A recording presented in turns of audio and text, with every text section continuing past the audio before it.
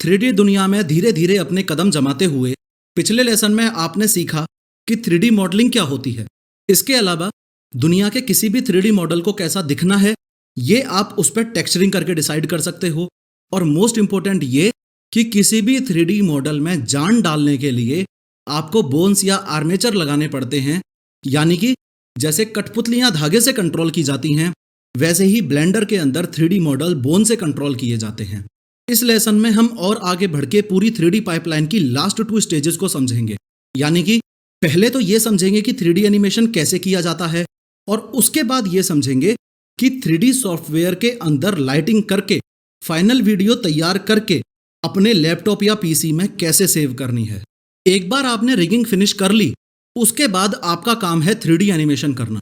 अब जैसे हमारी पूरी बॉडी को रेगुलेट करने के लिए हमारा ब्रेन है, या फिर यूं कह लो कि जैसे ब्रेन ही हमारी बॉडी का करता धरता है, यानी कि मोस्ट इंपॉर्टेंट ऑर्गन है, वैसे ही ब्लेंडर में 3D एनिमेशन करते वक्त एक ऐसा शब्द है जो कि मोस्ट इंपॉर्टेंट है, जो कि एनिमेशन का ब्रेन है, जो कि एनिमेशन का करता धरता है, और वो शब्द है की फ्रेम। अब देखो, एक बहुत ही बेसिक सी बात है जो ऑलमोस्ट हर किसी को पता होती है, और वो बात यह है कि इस दुनिया में वीडियोस नाम की कोई चीज है ही नहीं। असल में होता यह है कि चाहे दुनिया की कोई भी वीडियो हो, वो इमेजेस से ही बनती है। यानी कि अगर आपकी आंखों के सामने से 24 इमेजेस एक सेकंड में पास हो जाएं या एक सेकंड में गुजर जाएं, तो हमें ऐसा एहसास होता है कि वो एक सेकंड का वीडियो है। लेकिन असल में देखा जाए तो वो आपकी आंखों के सामने से सिर्फ एक सेकंड में, आई रिपीट, सिर्फ एक सेकंड में 24 इमेजेस को फटाफट से मूव करवा दिया गया है। अब सोचने वाली बात यह है कि क्या ऐसा जरूरी है कि 24 ही इमेजेस हों? क्या उससे ज्यादा या उससे कम नहीं हो सकती? इसका आंसर यह है कि बिल्कुल हो सकती हैं। असल में दुनिया की चाहे कोई भी वीडियो हो, उसकी एक FPS वैल्यू होती है। FPS यानी कि फ्रेम्स पर सेकंड, और यहां पे फ्रेम्स का मतलब है इमेजेस। फॉर एग्जाम्पल, यूट्यूब में आप किसी भी पर्टिकुलर वीडियो का FPS वैल्यू ऐसे देख सकते हो। कहने का तात्पर्य यह है कि अगर कोई वीडियो 24 FPS में है तो उसका मतलब यह हुआ कि उस पूरी वीडियो में आपकी आंखों के सामने से हर सेकंड में 24 इमेजेस गुजरेंगी। लेकिन अगर कोई वीडियो 60 FPS में है, फॉर एग्जाम्पल यूट्यूब चैनल की शुरुआत की 8 वीडियोज, तो उसका मतलब यह हुआ कि उस पूरी वीडियो में आपकी आंखों के सामने से हर एक सेकंड में 60 इमेजेस गुजरेंगी। अब सिर्फ एक लाइन में और 10 सेकंड्स में मैं आपका 3D एनिमेशन का डाउट हमेशा हमेशा के लिए दूर करना चाहूं, तो मुद्दे की बात यह है कि जिस भी वीडियो का FPS जितना ज्यादा होगा, उस वीडियो की स्मूथनेस उतनी ही ज्यादा होगी। एनीवेज, अगर वापस 3D एनिमेशन की बात करूं, तो मैंने अभी तक आपको सिर्फ यह बताया है कि ब्लेंडर में जब भी एनिमेशन की बात चलती है तो की फ्रेम शब्द से ज्यादा इंपॉर्टेंट कुछ भी नहीं है। अब यह देखो, इस 3D स्पेस में इस क्यूब की लोकेशन ये है।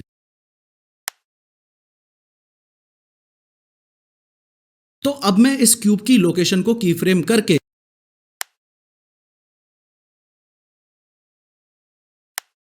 ब्लेंडर को यह बता दूंगा कि मुझे फर्स्ट फ्रेम पर यह क्यूब इस लोकेशन पर चाहिए, और एक सेकंड बाद, अब 24 FPS की वीडियो है तो एक सेकंड में 24 फ्रेम हुए ना, यानी कि 24th फ्रेम पे जाके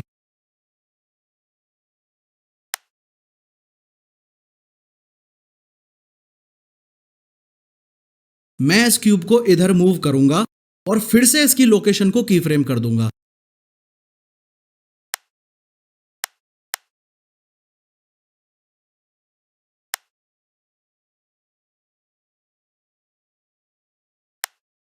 अब हुआ ये कि फर्स्ट फ्रेम और 24th फ्रेम पर इस क्यूब की लोकेशन को की फ्रेम करके मैंने ब्लेंडर को मेनली ये बताया कि मुझे फर्स्ट फ्रेम पर यह क्यूब इधर चाहिए और 24th फ्रेम पर इधर चाहिए।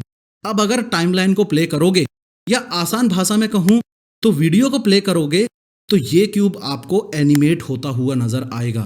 अब इसी तरीके से अगर मैं ब्लेंडर को बोलूं कि फर्स्ट फ्रेम पर इस आदमी का हाथ मुझे नीचे चाहिए और 24th फ्रेम पर, यानी कि एक सेकंड बाद, मुझे इस आदमी का हाथ ऊपर चाहिए,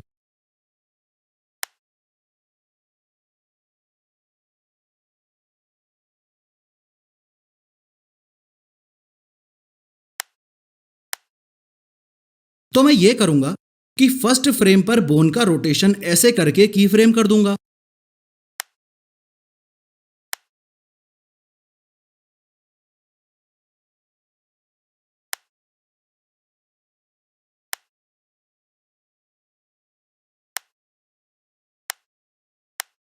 और 24th फ्रेम पर बोन का रोटेशन ऐसे करके की फ्रेम कर दूंगा।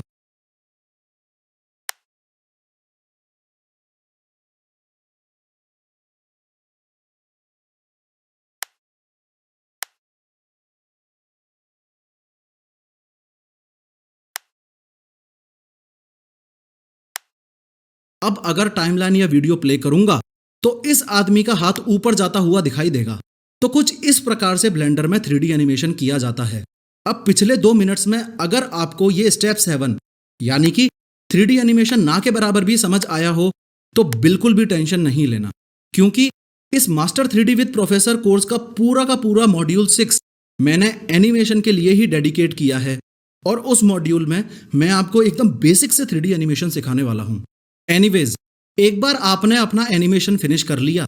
एनिमेशन फिनिश कर लिया मतलब जैसे हमने स्टोरी बोर्डिंग के टाइम पर डिसाइड किया था वैसे ही इस कार का भी एनिमेशन कर लिया, और जैसा हमने स्टोरी बोर्डिंग के टाइम पर डिसाइड किया था वैसा ही इस आम आदमी का भी एनिमेशन कर लिया। इन दोनों ही एनिमेशंस को फिनिश करके अब टाइम आ गया है स्टेप 8 का, जो कि है लाइटिंग एंड रेंडरिंग। अब हम सब ये अच्छे से जानते हैं कि असल जिंदगी में अगर हमें कुछ दिख रहा है तो उसके पीछे सिर्फ एक चीज का हाथ है और वो है लाइटिंग। अगर बेसिक मैकेनिज्म की बात करूं तो होता यह है कि सबसे पहले किसी भी एक सोर्स से लाइट किसी भी ऑब्जेक्ट पर पड़ती है। अब ये सोर्स कुछ भी हो सकता है, जैसे कि सन, कैंडल या बल्ब। फिर ये लाइट इस ऑब्जेक्ट से रिफ्लेक्ट होकर हमारी आंखों में जाती है। फिर रेटिना की हेल्प से इस ऑब्जेक्ट की हमारे ब्रेन में इमेज बन पाती है, जिसकी वजह से हम असल जिंदगी में कोई ऑब्जेक्ट देख पाते हैं। असल में सेम केस 3D में भी है। 3D में भी हमें लाइटिंग वैसे ही करनी पड़ती है जैसे असल जिंदगी में होती है। और गुड न्यूज ये है कि 3D में लाइटिंग करना बहुत ईजी है। चलो अपना कार वाला एग्जाम्पल देखते हैं। इस कार वाले सीन में अगर मैं लाइटिंग को पूरी तरह से हटा दूं तो ऑब्वियसली कॉमन सेंस की बात है कि एकदम अंधेरा हो जाएगा। और जैसे ही ब्लेंडर की इन चारों लाइट्स में से मैं किसी भी एक लाइट को ऐड करूं तो हमें कार दिखने लग जाएगी। अब जैसे हमारे रूम में एटलीस्ट 2 होल्डर्स होते हैं, हम उन होल्डर्स के बीच में अपने हिसाब से LED की लोकेशन चेंज कर सकते हैं।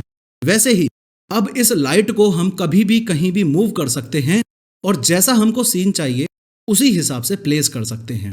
सारी स्टेजेस कंप्लीट करने के बाद और लाइटिंग करने के बाद अब टाइम आ गया है कि मैं कैमरे में फोटो खींचना शुरू करूं। अगर आपको याद हो तो कुछ देर पहले ही मैंने आपको बताया कि वीडियो नाम की कोई चीज इस दुनिया में है ही नहीं।